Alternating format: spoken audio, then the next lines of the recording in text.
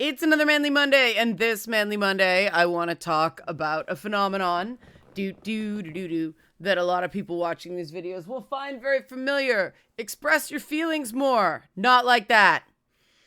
And this is both a very simple topic, but also a very complex one. Because it's individual situations are all different, and it's almost impossible to do an overarching video about it without generalizing in a bad way or a hurtful way. And so I'm going to be real careful, knowing I'll probably fuck it up somehow. I would appreciate people not rubbing my nose in it. Hello, people here to troll this channel from the Veilguard video. You're going to get bored real fast. For the rest of you, help support this channel. Become a monthly patron, patreon.com/LeannaK, or buy a one-time Leanna Care session for someone who can use it but can't afford it. Coffee.com/LeannaK. Also, check out the Unbirthday Ball, the event I'm doing March 15th in the Toronto area. So, express your feelings. No, not like that. Some of you may have seen some run-ins I have had with people. And in this case, I will only refer to the men I've had difficult situations this way. No, that's a euphemism. They blame me for their bad reactions, right? And then they say, I'm just expressing how I feel. And that's step one, right? Feelings are always valid. And I say I'm going to stick to men with this because it's Manly Monday. It hasn't only happened with men. I have plenty of people who hate me who are female and some non-binary ones. But with men, there is this thing where they make a statement that is either factual or not factual. And then they'll say, I'm just expressing my feelings.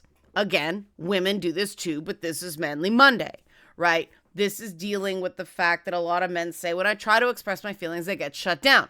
We're going to eliminate all the reasons why that might happen that you can't control before, getting into the internalized misandry that women around men perpetuates. Don't worry. Wait for it, right? Delayed gratification here. We will get to it.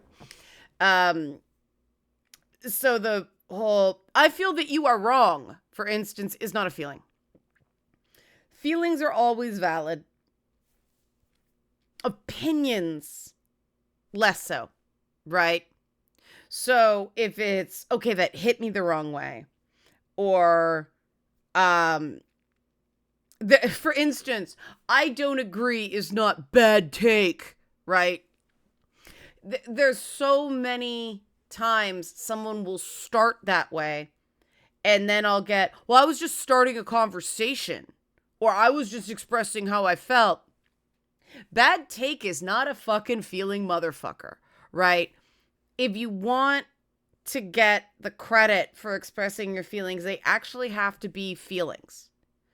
I've talked about the feelings wheel before, but real simple, I feel the next word out of your mouth should be an inside-out character, right? Or something similar.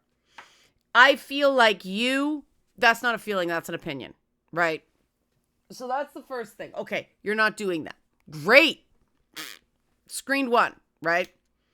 Second part, and this one, I'm talking about myself here, okay? This is something I had to understand. I was really depressed for, I was about 15 years old through university. Yeah,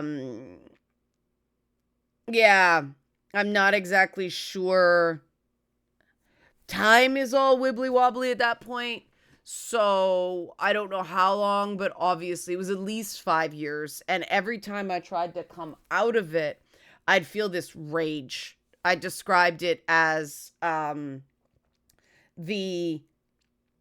your foot falls asleep and the blood comes back to, it's like, it was like that, only with emotions. And while it would have been nice if people understood and supported me through it, I understand why they didn't, right? So there are some people who are raised by extremely angry people. And they can get this false perception that this is just everybody and people should just be able to deal with angry people. Some people can't. Most people don't want to be around somebody who's raging. And there are exceptions to this, right? Because, last week I had somebody say to me, I don't know how to express this without raging. And I said, well, express it anyway, because I know you're not raging at me, right? Like, you're raging at the situation. You're raging what you're going through, not me. All good, right? And then, there were a few things that came up in the conversation. I was like, but I did say accepted, so I held to that, right? I made exceptions. Normally I'd check that, but I didn't because there were particular ground rules for that conversation, right? Ideally, that's what happens, right? If you name your feeling, if you say you have some concerns, then, accommodations go both ways. And it really was something this guy had to get out, right? Like it was very positive. So, and that's the thing. Hearing hard things is a skill that a lot of people do not have. So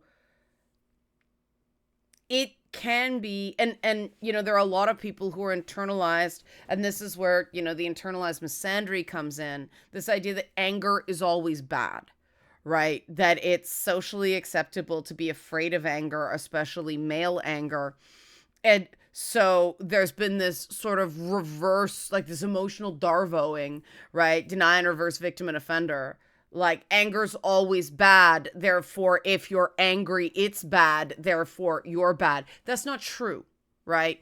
There's different ways of even expressing anger, right? I am angry. This is difficult for me. There are people who have been trained, angry bad, shut down the conversation the minute there's anger. There are some people who think anger is so bad they can't recognize when they themselves are angry. So see what I mean? See how complex this situation is? So it's very unhealthy to never feel anger because everybody gets angry sometimes, right? Some people have higher thresholds than others. Apparently one of the more hilarious things I've said in my life is people say I'm mellowed, and it pisses me off. Not a very mellow statement, right? But because I have to deal with how fucked up the mental health system is, and I came out of that from, dealing with games journalism, and before that, it was like youth culture programming. There are a lot of things you see that are just angering, right? And if you don't feel that feeling, it controls you through your denial that you're feeling it, right? Because acknowledging your feelings is how you control your reactions to them. You cannot control your emotions. One of the things that drives me crazy is seeing articles about why men suck at emotional communication, why men don't have friends, right? And Stoicism is listed as a negative. And that is a complete misunderstanding of what Stoicism is. Like the Marcus Aurelius type of Stoicism, right? Like Stoicism isn't denying your feelings. Stoicism isn't being the everything's fine dog, right? Stoicism is things are shit. I don't have to lose my head. I mean, Marcus Aurelius, there were plagues, there were wars. There's a reason it's all come back now into vogue. But this idea of Stoicism being a negative is one of those things where I understand why men hear toxic masculinity is bad. That's saying masculinity is bad, right? There's something wrong with masculinity, which, as you notice, I used internalized misandry. And that's really what it is. Anger bad, I'm angry, I'm bad. Because angry men are dangerous. That's training self-hatred. Because you're going to feel angry, right? Stoicism, in the classical sense, is about processing your emotions without completely losing your shit. You know, Marcus Aurelius's writings were highly emotional. He was working through shit. And, you know, he wasn't raised believing he was going to rule. He was an adoptee who are like, you know, you're better. I don't remember if the guy who adopted him had biological sons, but it's basically, if they were dolts, you're up. And Marcus Aurelius actually got a co-ruler to do the military stuff because, you know, he had no talent in military tactics. And there's the thing. He probably felt self-conscious about the idea. There's a bit of a knock to his pride that he needed help, but he took it. And that's Stoicism, right? It's you control your actions even when you're feeling very strong emotions. They don't control you.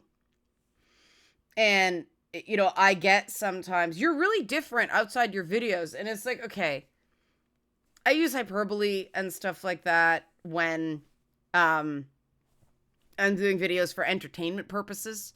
But also, this is my turn to talk, right? When I'm doing a one-on-one session with a client or other things like that, I am in listening mode. It is different because it's not my turn, right? So I'm still the same person. I just know how to share emotional space. And some people don't, right? There is a lot of toxic romantic messages where, you know, women both want men to express their emotions, but also be there for them and let them be completely hot messes. And one of the things that drives me crazy about romantasy novels is that the ideal man in those novels lets the heroine behave quite badly and, you know, supports her in everything. And quite frankly, that's not support, that's enabling. And I wish that there was, I mean, I go back to Superman and Lois all the time about a couple that disagree sometimes, but they work it out.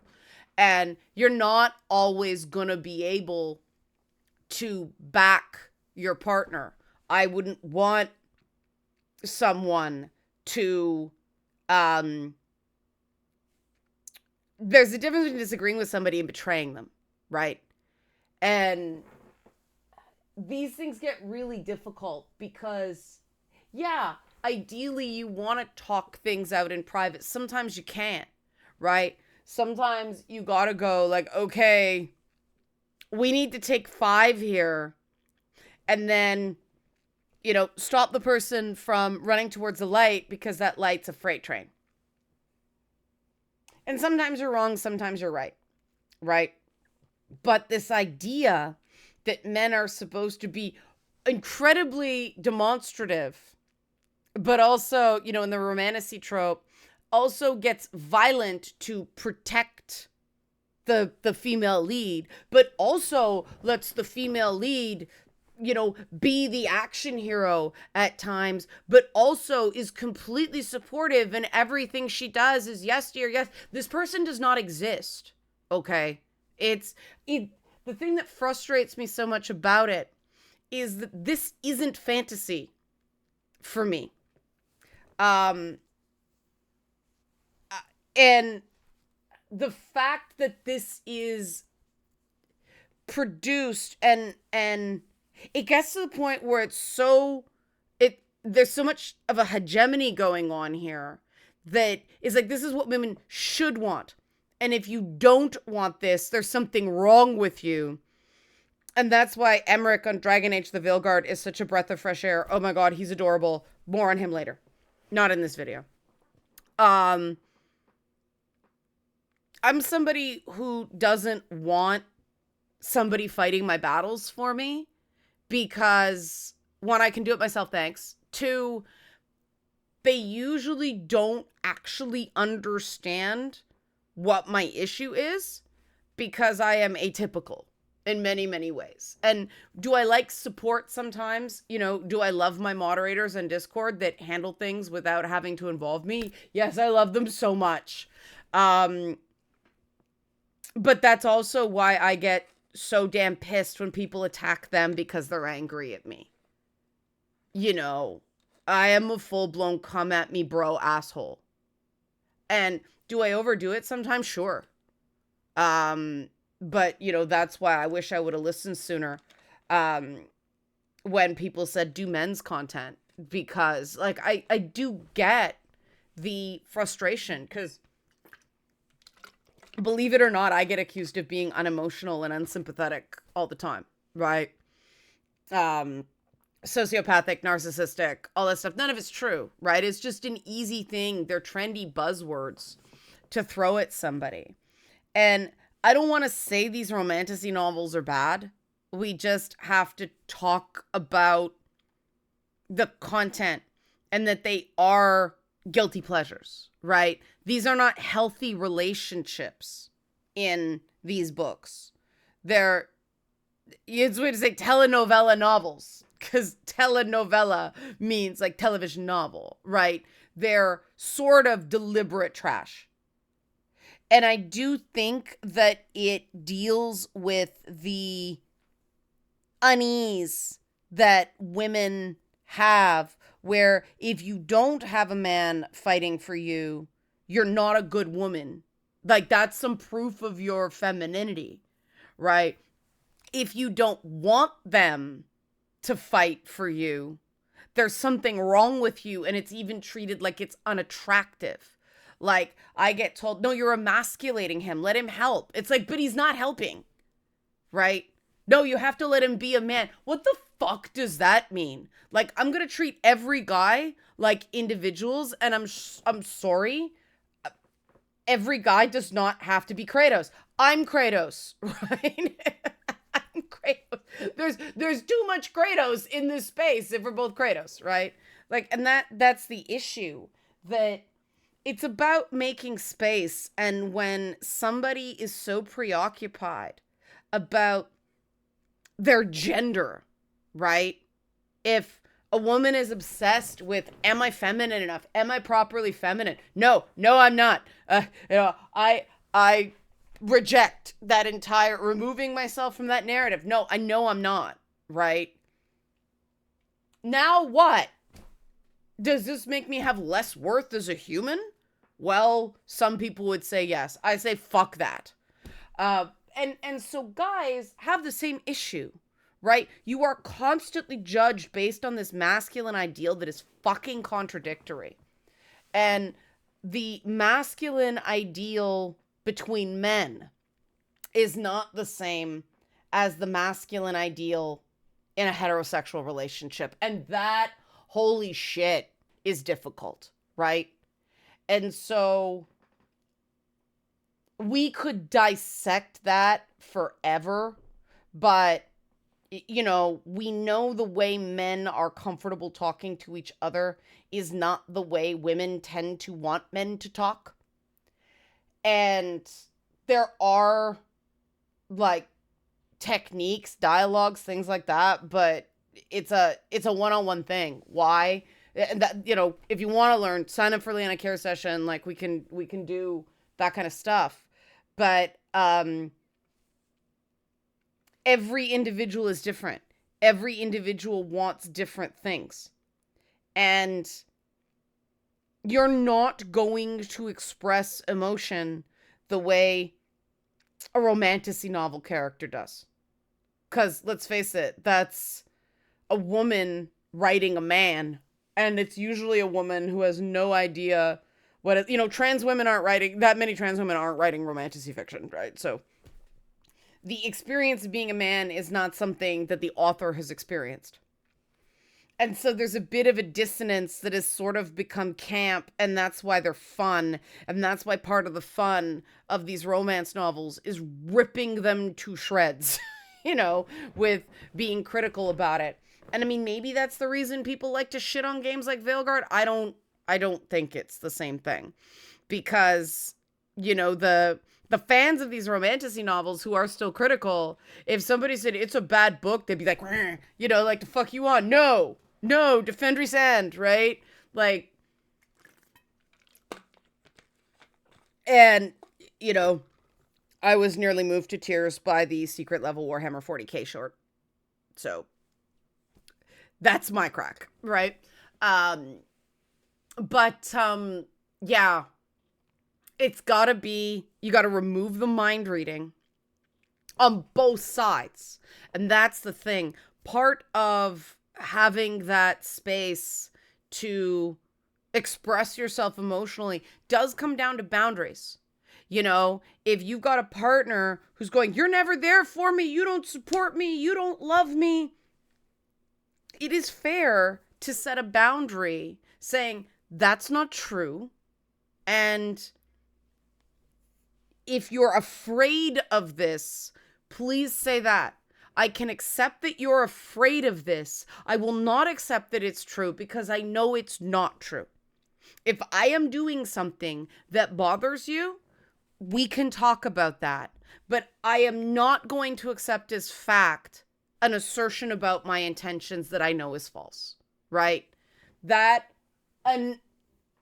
takes some time to establish as somebody who, if even a friend won't accept that from me, they're not a friend anymore. That is a hard boundary for me because I feel you guys. I have had so many people stab me in the back by taking personal information that I shared with them of an emotional nature and using it as a weapon against me. And fuck them. That is entirely on them, you know? But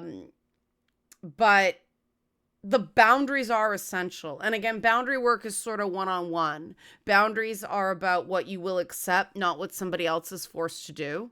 So, like, she can keep saying, you don't love me, you don't. And she might believe that in that moment.